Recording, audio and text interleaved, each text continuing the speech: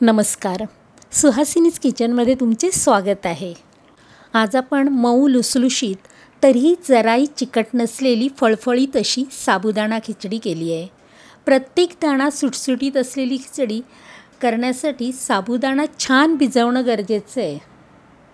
इथे आपण 1 वाटी साबुदाणा घेतला होता।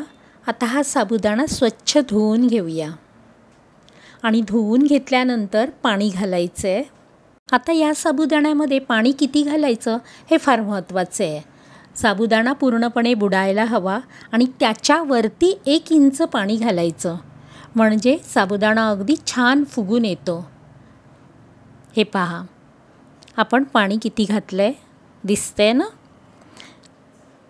आता यावर एक झाकण ठेवायचं आणि 4-5 तास असंच ठेवून द्यायचं। सकाळी जर लवकर खिचडी करायची असेल तर रात्री साबुदाणा भिजत घालायचा, म्हणजे छान फुगून येतो। आता खिचडी करण्यासाठी इथे मी एक छोटासा बटाटा घेतला आहे। बटाट्याची साल काढून घेतली आणि तो अगदी बारीक बारीक पातळ चिरून घेतला आहे। बटाटा ऑप्शनल आहे, जर घालायचा असेल तर असा पातळ चिरून घाला किंवा बटाट्याचा कीस करून घातला तरीही चालतो, आपल्या आवडीप्रमाणे। मी इथे बटाटा कापून घेतला आहे आणि कापल्यानंतर बटाटा परत एकदा स्वच्छ धुवून घेतला, म्हणजे त्यातलं स्टार्च कमी होतं। आता आपण साबुदाणा बघूया। पहा, आपला साबुदाणा किती छान फुलून आला आहे, अगदी छान भिजला आहे आणि त्यात जराही पाणीही राहिलं नाही आहे। हे बघा, एक दाणा दाखवते, एकदम नरम झालेलं आहे आणि मोकळा पण झाला आहे। असं पाणी व्यवस्थित प्रमाणात झालं तर साबुदाणा अगदी छान भिजतो पण आणि प्रत्येक दाणा अगदी नरम होतो। इथे खिचडी करण्यासाठी आपण कढीपत्ता घेतला आहे। तुम्हाला जर उपवासाला कढीपत्ता चालत नसेल तर नका घेऊ। आणि मी इथे 3 हिरव्या मिरच्या घेतल्यात आणि त्याही उभ्या चिरून घेते।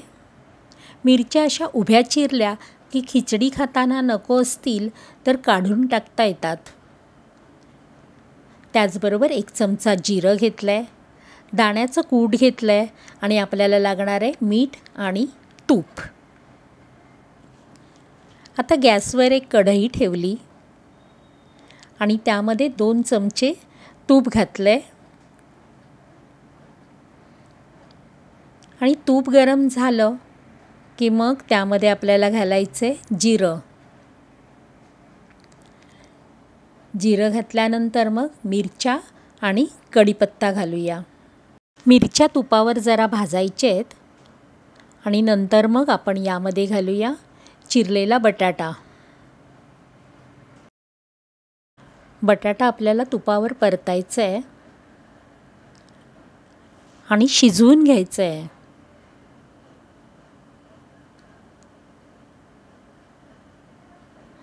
इथे मी झाकण ठेवून बटाटा शिजवून घेते। असं झाकण ठेवून वाफेवर 3 ते 4 मिनिटामध्येच बटाटा छान शिजून येतो, कारण आपण हा बटाटा पातळ चिरला आहे। आता बटाटा शिजला की मग यामध्ये हे साबुदाणे घालून घ्यायचे आणि साबुदाणे पण तुपावर परतायचे आहेत। आता चवीपुरतं मीठ घालून साबुदाणा शिजवून घेऊया। साबुदाणा भिजवताना जर पाण्यामध्ये मीठ घातलं तरीही चालतं। हा साबुदाणा ट्रान्सपरंट होईपर्यंत आपल्याला परतायचा आहे, म्हणजे तो चांगला शिजतो।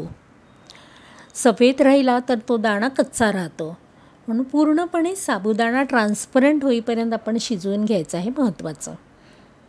इथे मी 2 मिनिटं झाकण ठेवलं आणि साबुदाणा शिजवून घेतला आहे।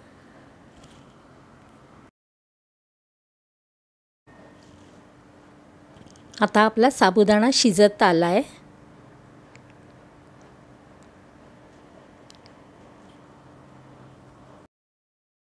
आता यामध्ये 2 ते 3 चमचे दाण्याचं कूट घालायचं आहे।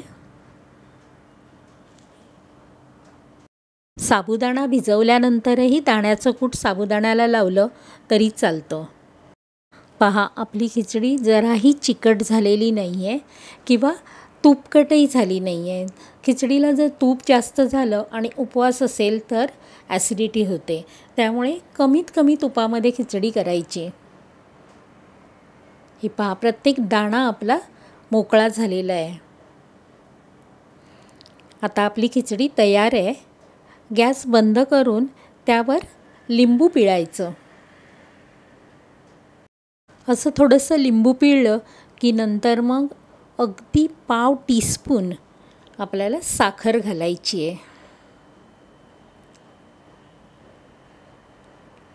असं लिंबू आणि साखर घातल्यामुळे चव छान होते आणि ही आपली खिचडी तयार आहे.